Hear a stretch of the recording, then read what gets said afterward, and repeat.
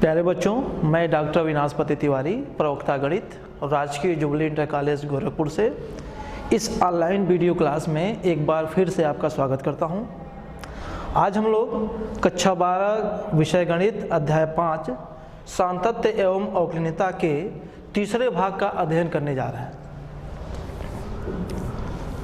आज के जो हमारे चर्चा के मुख्य बिंदु हैं वे हैं दो फलनों के संयोजन की संततता, continuity of composition of two functions, अवकलज के बीजगणित, कुछ महत्वपूर्ण फलनों के अवकलज, अवकलनीयता यानी डिफरेंशियबिलिटी और अंतराल में अवकलनीयता यानी डिफरेंशियबिलिटी इन एन इंटरवल। बच्चों, पिछले भाग में हम लोगों ने सततता को बहुत ध्यान से पढ़ा था। आपको सारी चीज़ें याद आ जाए इसके लिए मैं एक एग्जाम्पल आपके लिए सॉल्व कर रहा हूँ। ध्यान दीजिए। f के सभी असंतत बिंदुओं को ज्ञात कीजिए जहाँ fx बराबर ये लिखा है। एक काम करते हैं, हम देखते हैं कि यदि x लेस देन 2, अगर x का मान 2 से कम रखा जाए तो आप देखिए फलन में fx का कितना मान होगा। जब x less than equal to 2 है तो फलन का ये मान है, तो fx का मान होगा कितना, fx बराबर 2x प्लस 3। यदि x ग्रेटर देन 2 रखा जाए, देखिए x ग्रेटर देन 2 पे फलन का मान है 2x माइनस 3, तो कितना मिलेगा, हमें मिलेगा fx equal to 2x minus 3। आप ये समझ रहे हैं कि 2x प्लस 3 और 2x माइनस 3 दोनों बहुपदीय फलन हैं। पिछले भाग में हम लोग इसको पढ़ चुके हैं। ये क्या है, बहुपदीय है। और बहुपदीय फलन क्या होते हैं, बहुपदीय फलन सतत फलन होते हैं। क्योंकि बहुपदीय फलन सतत होते हैं।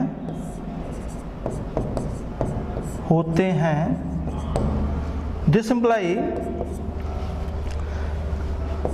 x लेस देन 2 तथा x ग्रेटर देन 2 के लिए f सतत होगा। देखिए बच्चों, हम लोगों ने यहाँ यह दिखा लिया कि अगर x का मान 2 से छोटा है या x का मान 2 से बड़ा है तो फलन हमारा सतत है। अगर मैं यहाँ रियल लाइन बनाऊं तो बीच में कहीं 2 है, इसका मतलब कि 2 से कम पे भी सतत है, 2 से ज़्यादा पे भी सतत है। सिर्फ एक बिंदु बचा, वो बचा x बराबर 2। तब हम लोग x बराबर 2 पे सततता चेक करने जा रहे हैं। Limit x tending to 2 minus fx, क्या है ये, लेफ्ट हैंड लिमिट है। कितना होता है, limit h tending to 0 f 2 minus h। ध्यान दीजिएगा, x के जगह पे है 2 माइनस h। यह चीज़ 2 से छोटा है। जब 2 से छोटा है तो फलन का यह मान है। हम लोग करना क्या है, बस इसमें x के जगह पे 2 माइनस h भर देना है। भर देते हैं, मिलेगा क्या, limit h tending to 0 two 2 minus h और प्लस 3। ये कितना हो जाएगा, limit h tending to 0 7 minus 2h। कितना हो जाएगा, 7 माइनस 2h। इसकी वैल्यू कितनी होगी, इसकी वैल्यू हो जाएगी 7। अब हम x बराबर 2 पर राइट हैंड लिमिट निकालते हैं। कितना होगा, limit x tending to 2 plus fx। कैसे निकालते हैं, तो ये होगा कितना, limit h tending to 0 f 2 plus h। 2 plus h 2 से ज़्यादा है, इसकी वैल्यू हमको यहाँ से मिलने वाली है। क्या मिलेगी, देखिए, limit h tending to 0 two 2 plus h minus 3। ये हमको कितना देगा, देखिए limit h tending to 0 1 plus 2h, यानी कितना हो जाएगा, 1 हो जाएगा। लेफ्ट हैंड लिमिट आपको दिख रहा है 7, राइट हैंड लिमिट आपको दिख रहा है 1। जरा फलन का मान निकालते हैं, f2 देखते हैं कितना होगा। इसमें 2 भर दीजिए, ये आ जाएगा 7। आपके सामने स्पष्ट दिखाई दे रहा है क्या कि left hand limit equal to 7, right hand limit equal to 1 and f2 equal to 7। फलन x बराबर 2 पे सतत तब होता जब x बराबर 2 पर लेफ्ट लिमिट राइट लिमिट फलन का मान आपस में बराबर आता है। लेकिन आप यहाँ ये देख रहे हैं कि लेफ्ट हैंड लिमिट अलग आ रहा है, राइट हैंड लिमिट अलग आ रहा है। इसका मतलब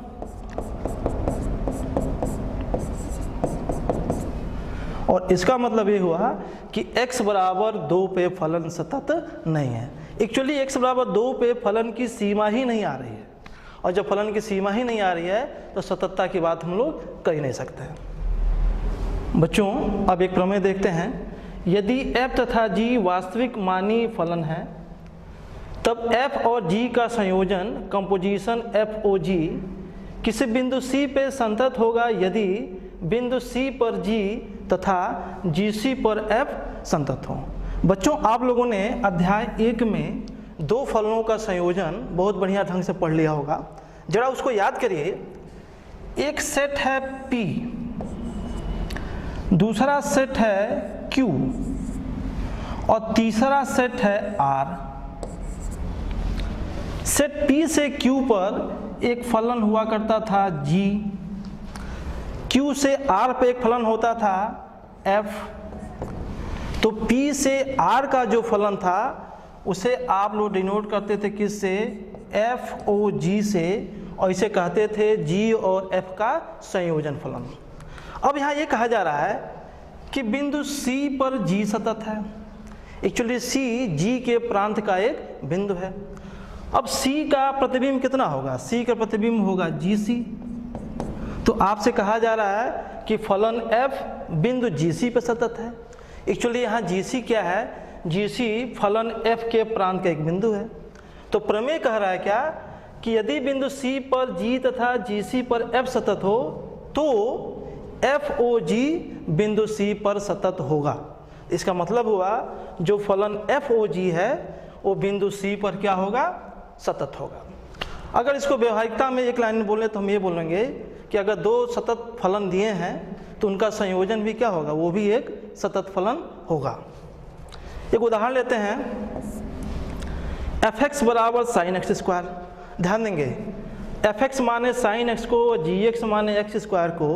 तो आपको हम लोग पीछे पढ़ चुके हैं कि साइन एक्स और एक्स स्क्वायर दोनों ही सतत फलन है।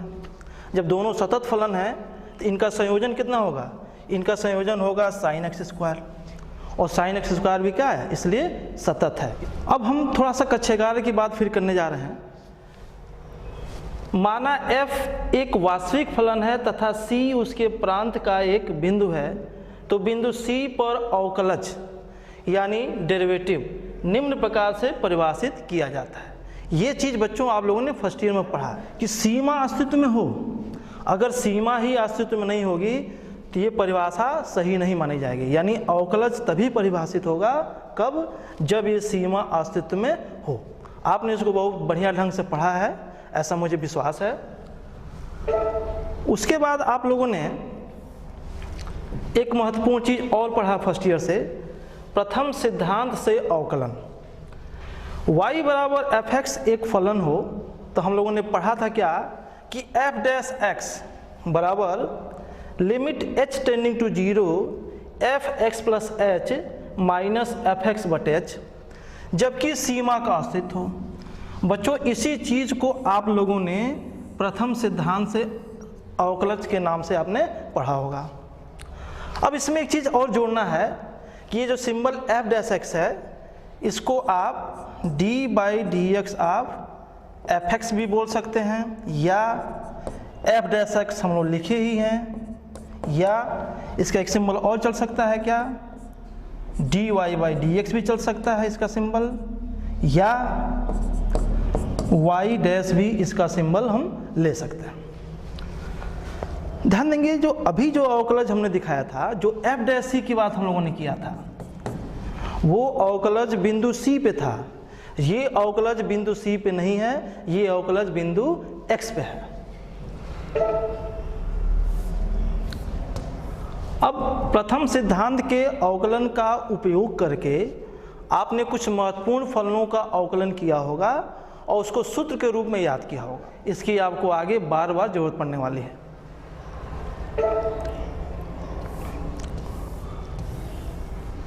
उसके बाद अवकलज के बीजगणित, ये भी आपने फर्स्ट टाइम पढ़ लिया है कि u बराबर एफ एक्स और v बराबर जी एक्स दो फलन है।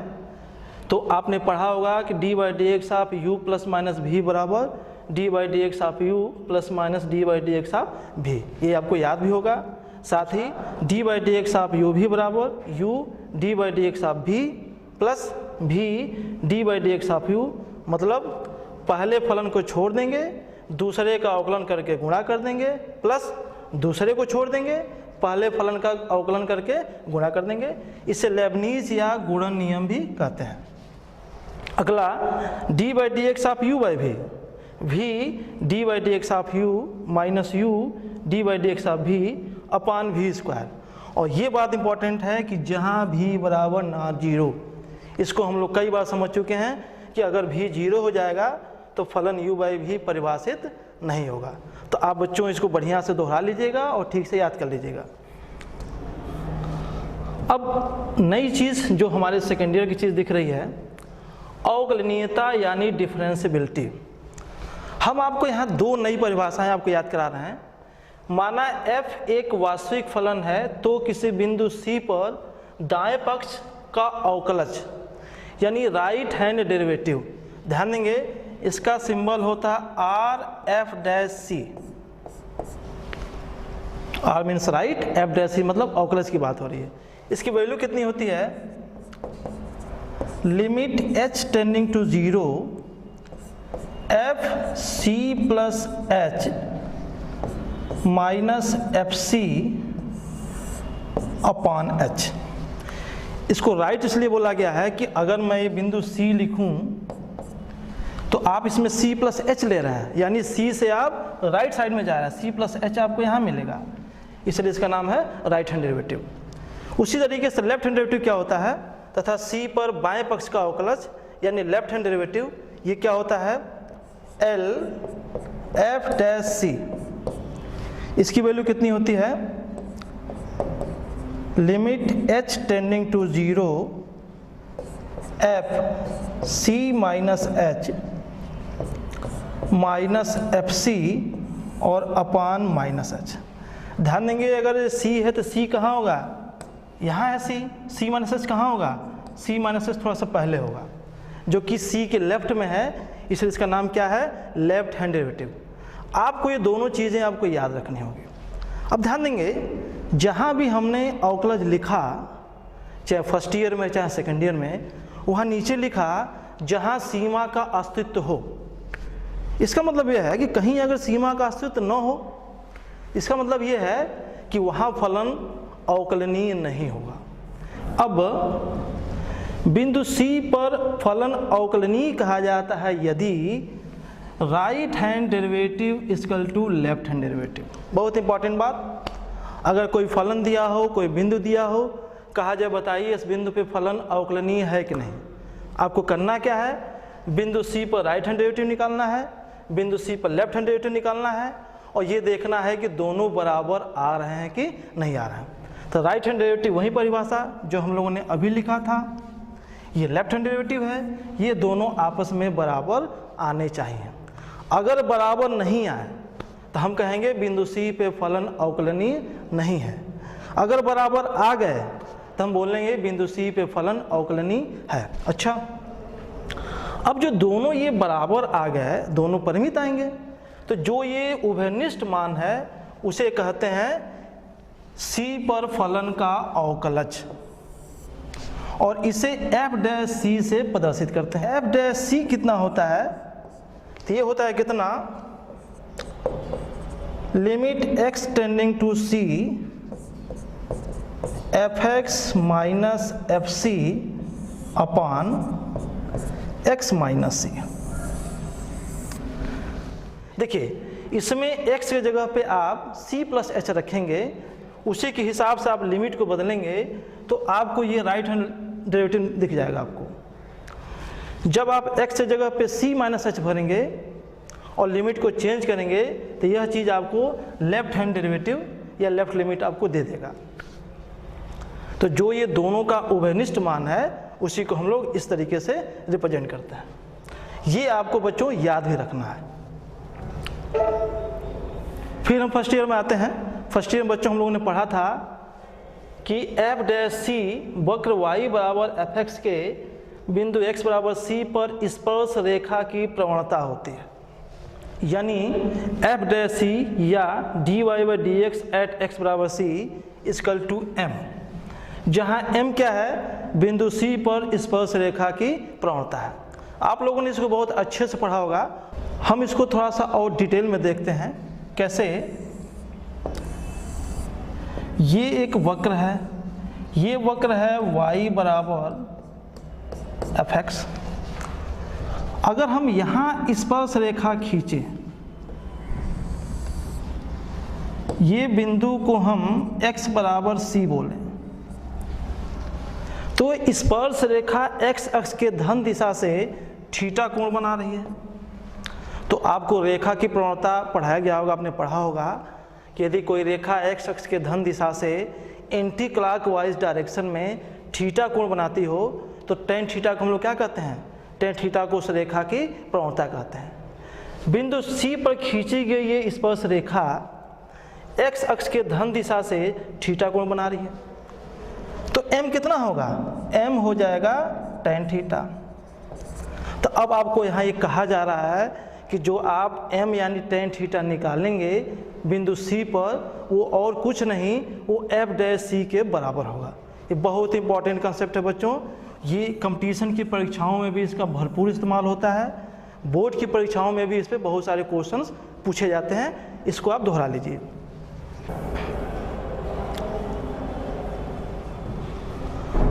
अब आगे देखिए, कुछ नई चीज़ समझा रहा हूँ आपको। आपने देखा कि बिंदु C पे फलन अवकलनीय तब होगा जब राइट हैंड डेरिवेटिव और लेफ्ट हैंड डेरिवेटिव आपस में बराबर हों। अच्छा, राइट डेरिवेटिव लेफ्ट डेरिवेटिव आपस में बराबर हैं, ये बात आपने दिमाग में बैठा लिया। अभी हम लोगों ने पढ़ा कि डेरिवेटिव एफ डैश सी क्या होता है, एफ डैश सी ही स्पर्श रेखा की प्रवणता है। अगर फलन अवकलनीय नहीं है तो इसका मतलब हुआ क्या कि राइट डेरिवेटिव लेफ्ट डेरिवेटिव बराबर नहीं आएगा। जब राइट डेरिवेटिव लेफ्ट डेरिवेटिव बराबर नहीं होता है तो एक्चुअली एक घटना और घटती है, और वो घटना ये है कि वक्र के उस बिंदु पर एक से अधिक स्पर्श रेखाएं आ जाती हैं। एक से अधिक स्पर्श रेखाएं आने का मतलब हुआ कि राइट डेरिवेटिव लेफ्ट डेरिवेटिव बराबर नहीं है। यानी कि अगर एक से अधिक स्पर्श रेखाएं आएँ तो हम एक कह सकते हैं क्या कि उस बिंदु पे फलन अवकलनीय नहीं है। तो आप याद कर लीजिए कि यदि बिंदु C पर एक से अधिक स्पर्श रेखाएं बने तो वक्र बिंदु C पर अवकलनीय नहीं होगा। उदाहरण के तौर पे हम आगे चीज़ आपको दिखाएंगे प्रूफ करके कि जो मॉड x का फलन होता है y बराबर मॉड x, ये सतत होता है। इस बिंदु पे अगर हम चेक करेंगे तो ध्यान देंगे एक से अधिक स्पर्श रेखाएं बनती हैं, इसलिए y बराबर मॉड x बराबर 0 पे कभी भी अवकलनीय नहीं होगा। ये बात हम आगे आपको दिखाएंगे। इसका एक मतलब और हुआ, ये हुआ कि यदि किसी बिंदु पर फलन f अवकलनीय होगा यदि उस बिंदु पर केवल एक ही स्पर्श रेखा खींची जा सके। बच्चों, ये ज्योमेट्रिकल अप्रोच है जो कंपटीशन में बहुत काम देने वाला आपके है कि आपको पता करना है कि अवकलनीय है कि नहीं है। तो आपको खाली ये पता चल रहा है कि उस पर एक ही स्पर्श रेखा बनने वाली है, तो आप बोल सकते हैं क्या कि फलन उस बिंदु पे अवकलनीय है।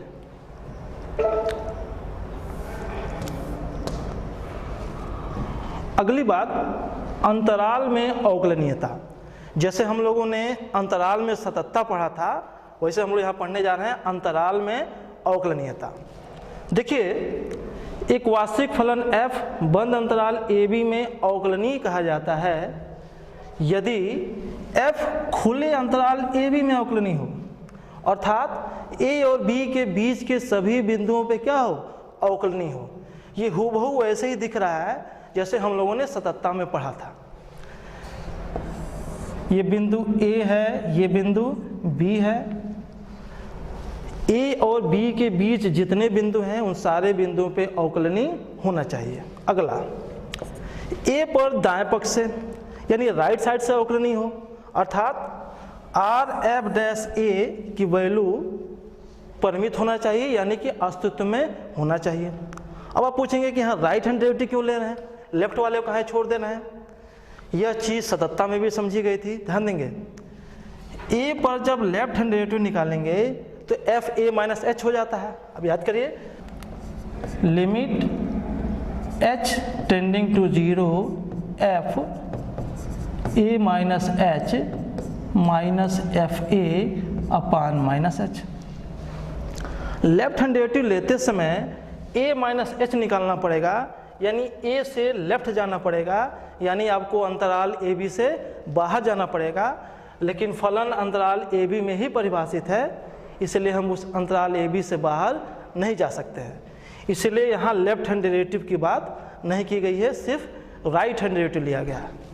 उसी प्रकार से बिंदु बी पर बाएं पक्ष से यानी लेफ्ट साइड से अवकलनीय हो, अर्थात लिमिट अर्थात एल एफ डैश बी बराबर इतना परिमित हो यानी कि अस्तित्व में हो। अब एक बहुत महत्वपूर्ण सवाल जो परीक्षाओं में पूछा गया बार बार, क्या यदि कोई फलन किसी बिंदु पर अवकलनीय है तो उस बिंदु पे सतत भी होगा। अगर किसी बिंदु पे अवकलनीय है तो सतत भी होगा, इसकी गारंटी दे रहा है ये प्रमेय। देखिए उपपत्ति देखते इसका है, माना फलन f किसी बिंदु C पर अवकलनीय है। तो अवकलनीय है तो अवकलनीयता की परिभाषा के हिसाब से हम लोगों ने यही f डैश ही रखा था। तो जब ये अवकलन है, इसकी वैल्यू f डैश C है और ये क्या है, परिमित है, इसको मैं 1 कर देता हूँ। अब मैं क्या करता हूँ, लेता हूँ fx माइनस fc, इस वैल्यू को मैं ज़रा कंसीडर कर रहा हूँ। कैसे, fx minus fc upon x minus c कर दे रहा हूँ और इसमें x माइनस c से मल्टीप्लाई कर दे रहा हूँ और इसकी सीमा मैं ले रहा हूँ क्या, limit x tending to c। तो इधर भी मुझे लेना होगा क्या, limit x tending to c। इसमें कोई बहुत बड़ी बात नहीं है, ये लिमिट 2 जगह बढ़ जाता है, आपने सुना होगा, फर्स्ट ईयर में पढ़ा होगा। कैसे, limit x tending to c fx minus fc upon x minus c, और ये कितना हो जाएगा, limit x tending to c x minus c। यह चीज़ क्या है, यह चीज़ है f डैश c। तो कितना हो जाएगा, ये हो जाएगा f डैश c और ये कितना हो जाएगा, x minus c x tending to c, ये 0 हो जाएगा, तो ये हो जाएगा 0। ध्यान देंगे f डैश c परिमित है, इसकी वैल्यू 2, 4, 6, 10, 5, 5.1 इस टाइप से होगा, यानी परिमित होगा। तो जब इसमें 0 का गुणा करेंगे कितना आ जाएगा, ये आ जाएगा 0। तो हमको क्या मिला, हमको मिला therefore limit x tending to c fx minus fc बराबर 0। fc को राइट में कर दें तो मिलेगा हमें क्या, limit x tending to c fx बराबर fc। ध्यान से देखिए आपको क्या दिख रहा है, आपको दिख रहा है कि बिंदु C पर सीमा का मान बिंदु C पे फलन के मान के बराबर आ गया। इसका क्या मतलब हुआ, इसका मतलब हुआ क्या कि फलन x बराबर C पर क्या है, सतत है। देयरफॉर f x बराबर C पर सतत है। अब आपके मन में एक प्रश्न आएगा कि अवकलनीय है तो सतत हो गया, लेकिन क्या सतत है तो वो अवकलनीय होगा? हम इसको अगले क्वेश्चन में देखते हैं। सतत फलन अवकलनीय हो यह आवश्यक नहीं है। इसके लिए हम मॉड x फलन को लेते हैं। मॉड x फलन को हम लोग कई बार देख चुके हैं, बहुत ही महत्वपूर्ण फलन है ये। देखिए, ये y बराबर मॉड x का कर्व है। हम इसको पिछले भाग में देख चुके हैं कि हर जगह सतत फलन है, यहाँ भी सतत है, 0 0 पे भी सतत है ये। तो हमारा मॉड x बराबर 0 पे सतत है, हम ये जान रहे हैं। हम ये देखने जा रहे हैं कि क्या ये x बराबर 0 पर अवकलनीय है कि नहीं है। तो पहले हम ये लिखते हैं कि मॉड x बराबर 0 पर सतत होता है, ये हम लोग जान रहे हैं। अब हम अवकलनीयता चेक करते हैं। तो हम लिखते हैं क्या, r f डैश 0 पर हम लोग राइट हैंड डेरिवेटिव चेक करने जा रहे हैं। परिभाषा आपको याद हो चुका है, limit h tending to 0 f 0 plus h minus f 0 और upon h। f 0 plus h mod h कितना होगा ये, limit h tending to 0 mod h minus 0 बटे h। ये कितना होगा, limit h tending to 0 h by h, यानी कितना हो जाएगा, 1 हो जाएगा। तो राइट हैंड डेरिवेटिव कितना आ गया, राइट हैंड डेरिवेटिव 1 आ गया। अब लेफ्ट हैंड डेरिवेटिव देखते हैं। L f डैश 0 बराबर limit h tending to 0 f 0 minus h minus f 0 upon minus h। देखिए कितना होगा, लिमिट h टेंडिंग टू 0, ये हो जाएगा mod minus h minus 0 upon minus h। तो कितना होगा, limit h tending to 0 h upon minus h। कितना हो जाएगा इसकी वैल्यू, इसकी वैल्यू हो जाएगी -1। हम लोगों ने देखा क्या कि राइट हैंड डेरिवेटिव 1 आ रहा है, लेफ्ट हैंड डेरिवेटिव -1 आ रहा है। तो क्या फलन अवकलनीय हुआ?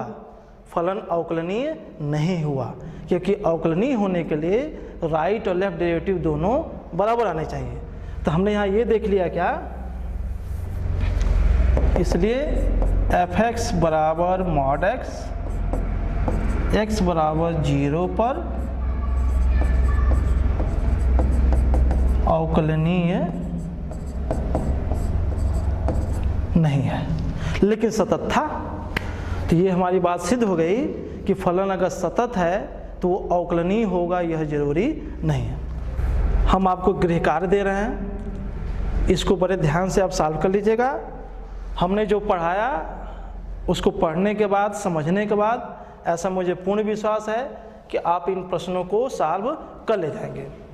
इसके बाद बहुत जल्द हम लोग अपने सातत्य एवं अवकलनीयता के चौथे भाग के साथ प्रस्तुत होंगे। Okay, thank you.